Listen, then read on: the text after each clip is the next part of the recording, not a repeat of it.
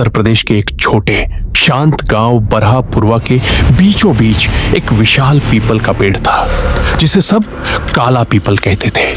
गांव वाले मानते थे कि उस पेड़ के नीचे एक श्रापित आत्मा वास करती है। कोई भी इंसान जो रात में उसके पास गया या तो पागल लौटा या फिर कभी नहीं लौटा। कहते हैं बहुत साल पहले वहां एक अघोरी बाबा तपस्या करते थे। उनकी बेटी गोमती को गांव वालों ने तांत्रिक समझकर जिंदा जला दिया था और मरते वक्त बाबा ने श्राप दिया था, जिसने मेरी बेटी का रक्त बहाया उसकी संतति कभी शांति से नहीं जिएगी। तब से वो पीपल काला पीपल कहलाने लगा। शहर में नौकरी करने वाला राजन अपने पिता की मृत्यु के बाद गांव लौटा। पिता की मौत खेत से लौटते समय काले पीपल के पास हुई थी। चेहरा डर से अकड़ा हुआ, लेकिन रिपोर्ट में लिखा था हार्ट अटैक। राजन को यह सब अंधविश्वास लगता था। वह मां से बोला, मां, इन कहानियों का कोई मतलब नहीं, बस डर फैलाने के लिए बनाई गई है। मां ने डरते हुए कहा, बेटा, तेरे पिता भी यही कहते थे, उसी पेड़ की छाया में गिरे थे वो। राजन ने ठान लिया कि वो सच्चाई पता लगाएगा। रात को वह टॉर्च और मोबाइल लेकर निकल पड़ा। पूरा गांव सो रहा था। हवा में अजीब सी नमी और ठंडक थी। जैसे जैसे वो पीपल के पास पहुंचा, पत्ते ऐसे हिल रहे थे मानो कोई फुसफुसा रहा हो। पेड़ के नीचे उसे जले दीपक का निशान और राख मिली। अचानक किसी ने पीछे से पुकारा, राजन। वो पलटा, लेकिन वहां कोई नहीं था। उसने हंसते हुए मोबाइल से वीडियो बनाना शुरू किया। तभी स्क्रीन पर उसे कुछ दिखा। उसके पीछे एक धुंधला चेहरा। वह मुड़ा, कुछ नहीं। तभी तेज हवा चली, टॉर्च बुझ गई और किसी के कदमों की आवाज आई। डरते हुए वो भागा और घर पहुंच गया। उस रात उसे भयानक सपना आया। वही पीपल का पेड़, जिसके नीचे एक औरत लाल साड़ी में बैठी थी। खुले बाल, राख से सना चेहरा और जलती हुई लाल आंखें। वह गा रही थी, लौट के आजा मेरे साधु। राजन की चीख से नींद टूटी।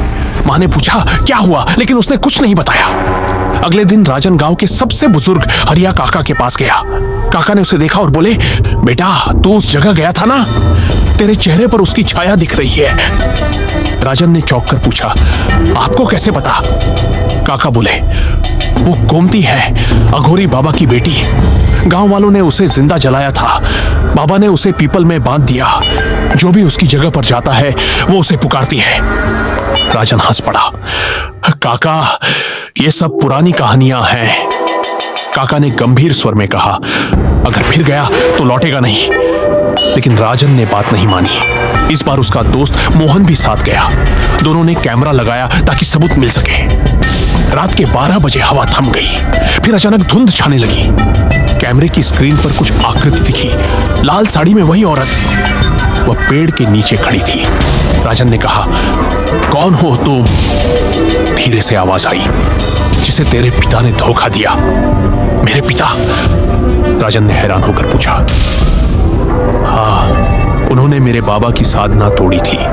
उनके श्राप से कोई नहीं बच सकता। अब तेरी बारी है। इतना सुनते ही मोहन ने चीख मारी। उसके शरीर पर खरोंचें उभर आई, मानो किसी ने पंजों से नोचा हो। कैमरा गिर गया। राजन भागा, लेकिन किसी ने उसके पैरों को पकड़ लिया। वह किसी तरह छूटकर घर पहुंचा। सुबह हुई तो मोहन गायब था। गांव वालों ने बताया, उसका शव काले पीपल के नीचे मिला। चेहरा बिल्कुल डर से जम चुका था। राजन टूटा हुआ घर लौटा। पिता की पुरानी अलमारी खंगालते हुए उसे एक ताबीज और एक पुराना पत्र मिला। उस पर लिखा था, गोमती निर्दोष थी। मैंने उसकी आत्मा को इस ताबीज से बांधा है ताकि वो किसी को नुकसान न पहुंचा सके। अगर कोई उस जगह जाएगा, बंधन टूट जाएगा। राजन समझ गया, वही गलती उसने कर दी थी। अब उस आत्मा को रोकना जरूरी था। रात को ताबीज लेकर वह पीपल के पास गया। अमावस्या थी, चांद का नामो निशान नहीं। उसने पेड़ के नीचे खड़े होकर कहा, गोमती, मैं तुम्हारे पिता की गलती सुधारने आया हूं। अगर तुझे न्याय चाहिए तो मुझसे ले लो। पेड़ की शाखाएं कांपने लगी। हवा में ठंड और डर घुल गया।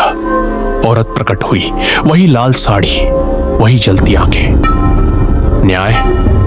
उसने कहा, तेरे पिता ने मेरी आत्मा बांधी थी, अब मैं तेरे शरीर में बसूंगी। राजन ने ताबीज जमीन पर रखकर मंत्र पढ़ा, एम नमः काल रूपाय भूतात्मने स्वाहा।